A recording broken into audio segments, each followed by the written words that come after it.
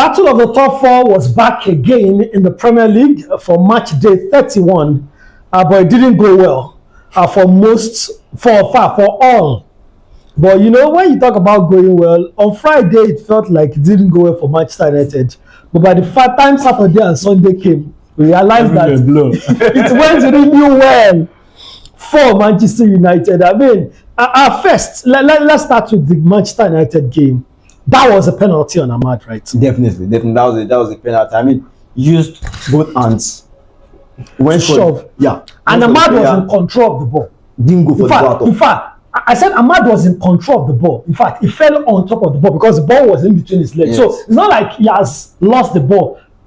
He was in control of the ball. He was fouled on the ball, and there was no penalty. And 25 seconds later, they took that ball and scored on the other end. Yes. Was that the defining moment of that game? Because if Manchester United had gone 2 goals off with another penalty, that would have been it. No comeback. But I didn't see Bournemouth coming back from 2 goals down in that game. Yeah, if you look at it, I just for United, all they needed was the goal to unlock the game, and they got the goal.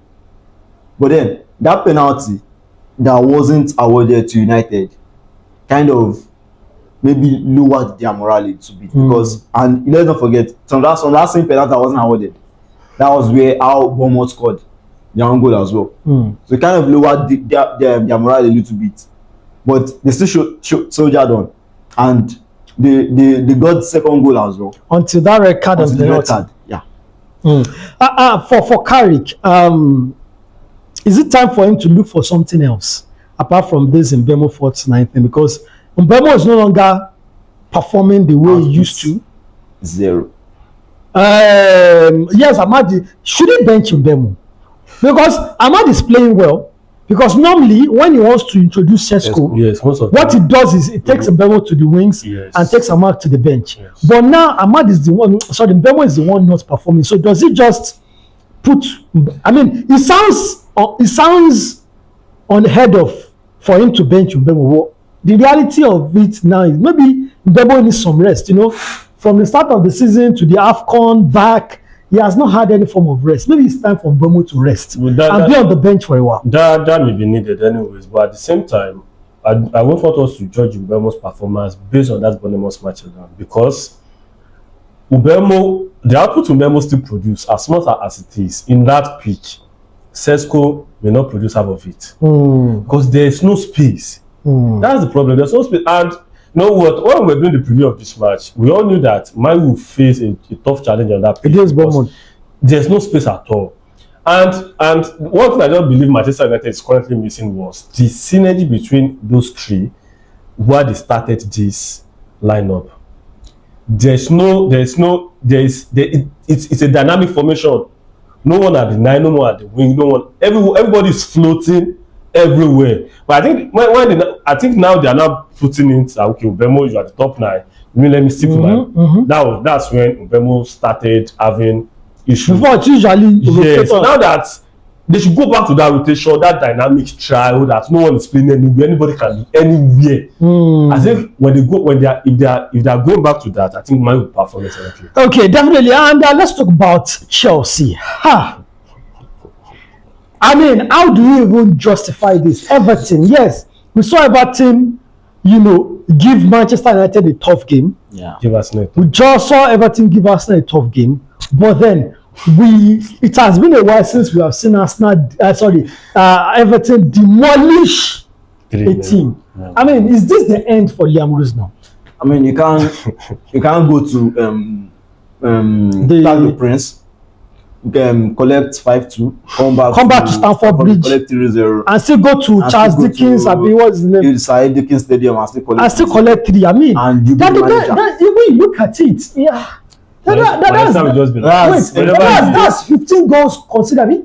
No, that's 5. That's 11 goals considered, and the score. No. Wait now. 5-2 first. 1-0. That's 6 goals. 8 plus 3. That's 11. That's 11. Yeah. Considered. That's 11 goals considered and 2 goals scored. 2 goals, yeah. In the last 3 games. Even 4 games. That should be 4 now. PSG, Newcastle, PSG, Everton. That's 12 goals conceded because PSG, Newcastle beat them 1-0 at Stamford Bridge. Ha! You know, I told someone yesterday, I think there's a similarity between Ruben Amorim and Liam Arsenal.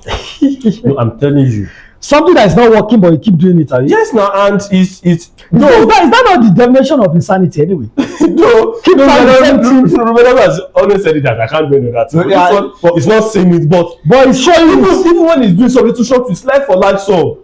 That 4-2-3-1, and I don't know what's going on. Even if Chelsea is playing in a four-side pitch, there will always be a loophole between the two centre backs. I don't know how he's getting there. That hole is always there. PSG explored that hole. Newcastle did the same thing. PSG did it again. And now Beto again. Oh no, that's just an express road between. I don't know. That express road to be open for Man for after the international break. Because I don't know, and it keeps happening. But let's talk about some players who used to pop up with individual performances that have just died down. And number one is Caicedo. What went wrong with mid-season? Caicedo just off. Is the 4-2-3-1? I said it during Arsenal analysis. Is that 4-2-3-1? But he was also playing 4-2-3-1 under Maresca. But even though it was sometimes Enzo, you know, it was sometimes Enzo. Then whenever they are playing with Enzo or James, this time they even started Lavia. I mean, before Lavia, Caicedo usually works. Whenever they do it with under Maresca with either Enzo or James, he's the only one staying. Enzo and James used to join the attack. Now both of them are staying. See, it's just like if they are calling someone foreman, someone that can do the work of a foreman, and instead of using that person to do the work of that foreman, you are now using four men. You've handicapped the person already. Caicedo is a destroyer. It's a number 6. It's all of this in one, and now you are now using two different people. So some of the things that is supposed to be doing, Santos is doing it already. So sometimes it's lost on the field. Believe me, every Chelsea fan, everyone is not playing Enzo Fernandez. But let's take is Enzo Fernandez an attacking midfielder? Let's be honest.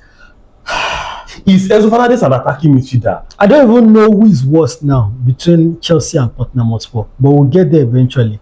But then, as it stands now, should Chelsea fans just forget about top 4? No, I've been saying it. I told Shola in one of our episodes. No, it's for a long time. I know Chelsea will not be top 4. Even top 7 safe na player because I'm saying Chelsea are number 10. Now they have Everton and Brentford. Yeah, Everton and Brentford. They are on their heels. They have Man City. They have Liverpool. They have Brighton. They still have Liverpool.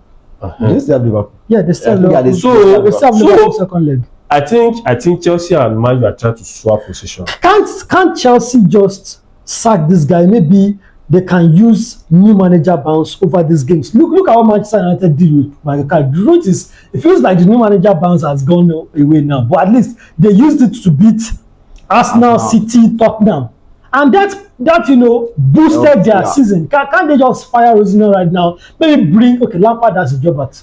Maybe bring Terry or Ashley Cole. I think Ashley Cole also got a job in Italy. But maybe bring Terry as interim. Maybe that will galvanize them for the end of the season. It's also risky. Playing different tactics or different approach by 3 different managers in a season. We don't know who's going to affect next. This time is Caicedo is at the middle. Even the strikers, we don't know who's going to affect next. And the keeper, I think they just need to call Roots now, honestly, and put pressure on this guy. Stop passing. He's too confident. Stop passing. He's doing fine boy at the bench. He's doing fine boy, right thing. Doing stop passing to the keeper. So. Believe me, I don't think the guy is under any pressure. I'm telling you. Pedro has become an average striker. I don't know who is the most striker. Palmer has 1 assist in Premier League this season. No, Palmer generally, if not that Maresca, all around this season. If not for the fact that his English is not supposed to go to the World Cup. I'm telling you. I don't know what Thomas Tuchel is going to do. I need to see Morgan Rogers at the World Cup. No, you will. Morgan Rogers will at the World Cup. Eberechieze will at the World Cup. I don't want to see Foden and Palmer is not looking like they should be at the World Cup. But now, well, it feels like not just Chelsea is not interested in the top 4. Also Liverpool. Maybe we should just dash Aston Villa because Aston Villa was the only one that is battling for this that actually won during the weekend. Aston Villa also. I'm sorry, I said Arsenal, Liverpool to Brighton. I mean, this is Brighton they won up in the FA Cup, right? So what went wrong? I mean, if you look at Liverpool, they felt that they had arrived after defeating Galatasaray 4-0. But it was very obvious that Galatasaray in the Champions League they were not good away from home. And the Osimhen injury was a major. Yeah. So coming to the Brighton game, I think the issue there was that Florian Wirtz didn't work in the position he was played. Gakpo didn't work in the position he was played. But they had to change Gakpo's position quickly. After 6 minutes, Ekitike got injured. Yeah, Ekitike got injured. And then Gakpo had to go and play false 9. I think they brought Jeremy Frimpong. Was it? No, Frimpong was playing as right back. As a right back. They brought in Curtis Jones. They brought in Curtis Jones. Yeah. With that, they returned. What's his name? They returned Sobosai to right back and put Jeremy Frimpong on the wings. So everything, I think their game over the weekend kind of got disrupted after Ekitike got injured. So you just felt like. But they came back into the game. That's the thing. If you mistakenly concede and you come back into the game, you are expected to have recovered. Yeah. So, but they didn't, which means that game was never in their control. Yeah, I think one of the reasons why it was never in their control was that they kept on making unforced errors. Van Dijk played the ball out while under no pressure. Javin played the ball out while under no pressure. Van Dijk played the wrong pass while under no pressure as well. So they kept making error. It was just felt like it wasn't going to be their day. I'm telling you, Brighton at home is similar to Bournemouth at home. Amex Stadium or whatever the name of that stadium, it's not an easy ground for anything. Yeah, it's not an easy ground. Yeah. So and let's not forget. They don't Manchester United out of the FA Cup. Salah is not available. Ekitike still got injured, so it looks it's not even a game. Alisson Becker also was injured. It's not even a good game for Liverpool. I'm telling you, but I just they should have gotten a draw instead of just losing the match entirely. And finally, we should start saying bye-bye to Tottenham Hotspur in the Premier League. It's now looking likely, if not that West Ham also lost to Aston Villa. By now, mathematically, Tottenham Hotspur will be in relegation. I'm telling you. I was honestly, How can you lose at home? Now you are facing a fellow relegation struggler. Relegation battle with your relegation derby. With yourself, and you are playing at home, and those people gave you a walkover scoreline. 3 goals, 3 points. I mean, at home. I mean, how he got Tudor and Liam Rosner. I need to have this thing that they are using to keep their job. How are they still on the job? Is it because they are the second manager this season? That's why it's not easy to fire them. I mean, when their clubs have had their earlier manager this season. When you go to the job at Tottenham Hotspur, I was telling some people that okay, look, this shouldn't have been the appointment they should have made. It was a wrong appointment. It would have been better if they brought in Ryan Mason, to come and do it. He would have done a better job than what he got to do is doing. Now he's playing a back three, and the players don't look like they understand the formation at all. Playing against a Vito Pereira's Nottingham Forest side that they themselves, they are high on confidence after reaching the next round of the Europa League. So they defeated Atletico Madrid quite alright, but it just felt like Nottingham Forest wanted it more than Tottenham Hotspur. Absolutely. Well, it is what it is. At the end of the day, well, it feels like the top 4 still remains the same. Manchester United and Aston Villa completes the top 4. Liverpool still 5th, and Chelsea still 6th. What champion? But then we keep our fingers crossed and we see how the season ends.